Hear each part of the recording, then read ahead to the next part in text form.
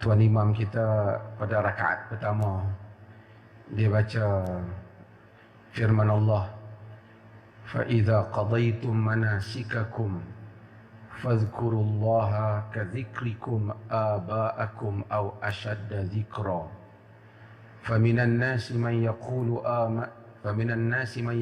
rabbana atina fid dunya wa ma lahu fil akhirati min khalaq wa minhum man yaqulu rabbana atina fid dunya hasanah wa fil akhirati hasanah wa qina adzaban nar ulaika lahum nasibun mimma kasabu wallahu sari'ul hisab. Makasih tu Imam. Allah sebut tentang orang yang selesai menunaikan haji. Bila dia selesai menunaikan haji, apabila kamu selesai menunaikan haji, kamu ingat Allah seperti mana kamu ingat bapa-bapa kamu ataupun lebih daripada itu. Allah kata di kalangan manusia ada yang menyebut, wahai Tuhan, berikanlah kami dikurniaan di dunia ini. Tidaklah ada bagi mereka itu habuan di akhirat. Di kalangan mereka ada yang menyatakan, wahai Tuhan, berikanlah kepada kami kebaikan di dunia dan kebaikan di akhirat. Mereka itulah orang yang mendapat habuan daripada apa yang mereka lakukan. Dan Allah Subhanahu wa ta'ala sari'ul hisab, sangat pantas perhitungannya. Allah cerita tentang haji dan kemudian dia cerita tentang doa. Dia cerita tentang puasa juga. Selepas dia cerita tentang puasa, Allah juga bercerita tentang doa. Apa Allah cerita supaya kita puasa semua? Allah kata, wa idza sa'alaka 'ibadi 'anni fa inni qarib ujibu da'wata da'i idza da'an falyastajibu li wal yu'minu bi la'allahum yarshudun. Apabila hamba-hambaku bertanya engkau tentangku, sesungguhnya aku ini dekat. Aku mendengar doa orang-orang yang berdoa kepadaku. Hendaklah mereka menyambut seruanku dan beriman kepadaku. Mudah-mudahan mereka mendapat petunjuk. Maksudnya selepas ibadah penting, manusia doa. Selepas ibadah, manusia doa. Tetapi Allah SWT cerita, dalam kalangan manusia ni ada beberapa kategori manusia berhubung dengan Tuhan. Dan saya akan sebut 3 ciri ini. Tadi saya sebut di mana saya tak ingat.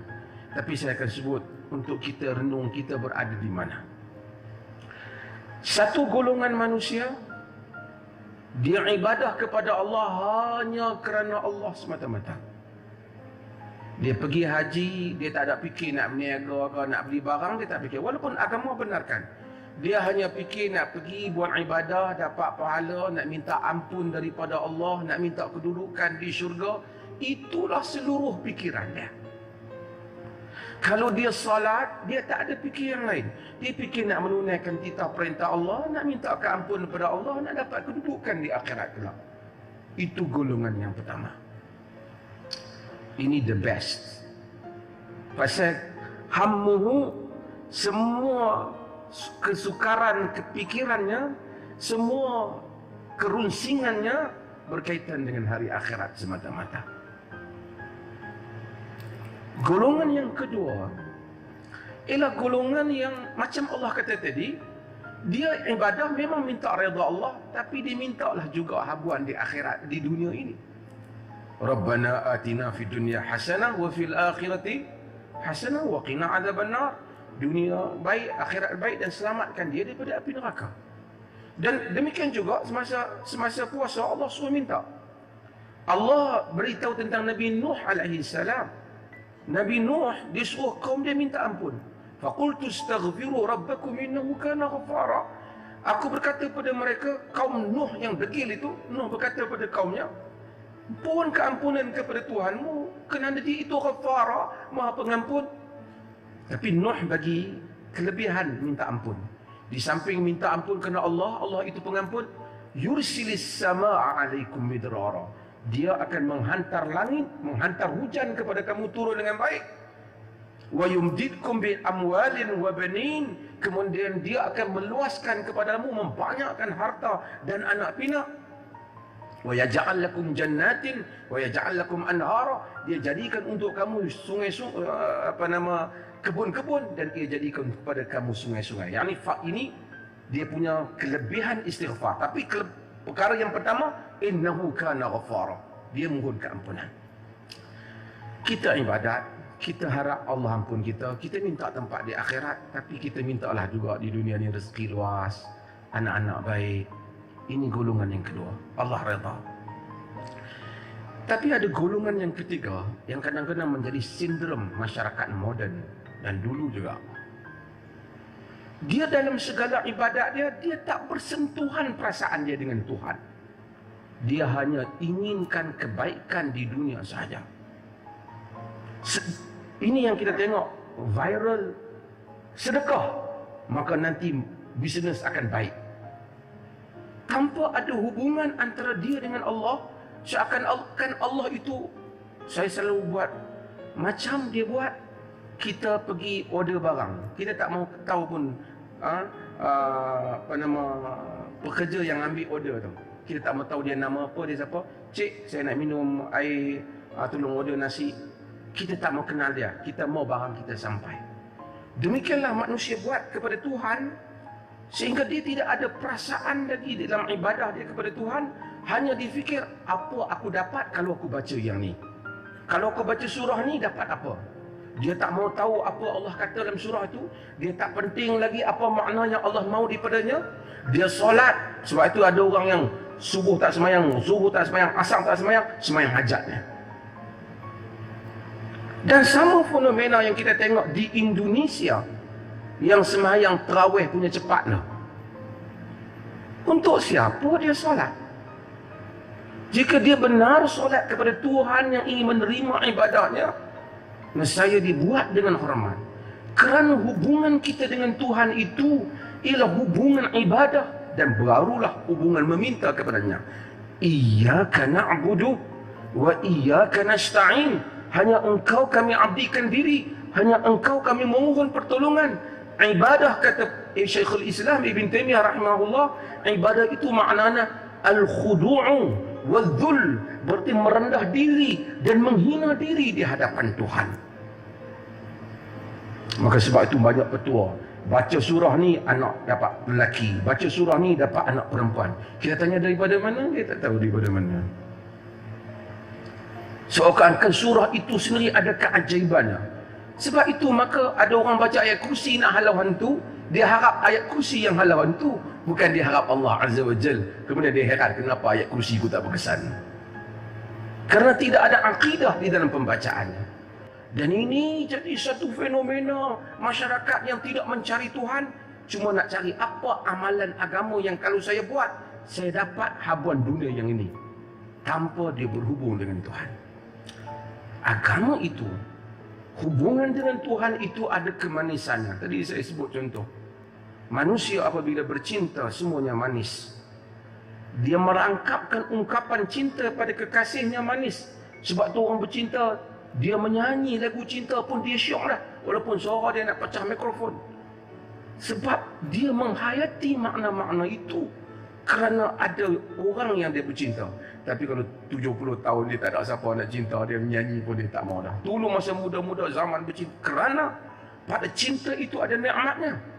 Manusia apabila bercinta dengan Tuhan, bagi setiap lafaz zikir, bagi setiap kalimat Allah, bagi setiap bacaan Al-Quran, dia merasai nikmat di sebalik perkataan itu. Maka dia duduk dengan subhanallah, subhanallah, subhanallah, subhanallah. Dia merasai nikmatnya. Apabila dia duduk menyebut Allahu Akbar, Allahu Akbar, dia merasai nikmatnya. Apabila dia kata astaghfirullah, astaghfirullah, minta ampun ya Allah, dia merasai nikmatnya. Tapi kalau dia mengambil nak istighfar berapa kali supaya bisnes boleh, maka dia pasal Allah SAW, tak cukup ini, Allah. Seolah-olah kepada siapa dia meminta dan kepada siapa sedang dia berhubung. Ini golongan yang ketiga yang kadang-kadang kita kena jaga supaya kita tidak termasuk di dalamnya. Kita mencari banyak petua di dalam agama, dengan kita melupai kepada siapa sebenarnya kita memperhubung dengannya. Seolah-olah Allah, ni aku dah buat dah, bagi kat aku. Seolah-olah begitu. Maka demikian apabila kita beribadah, diajar kepada kita makna berhubung dengan Tuhan.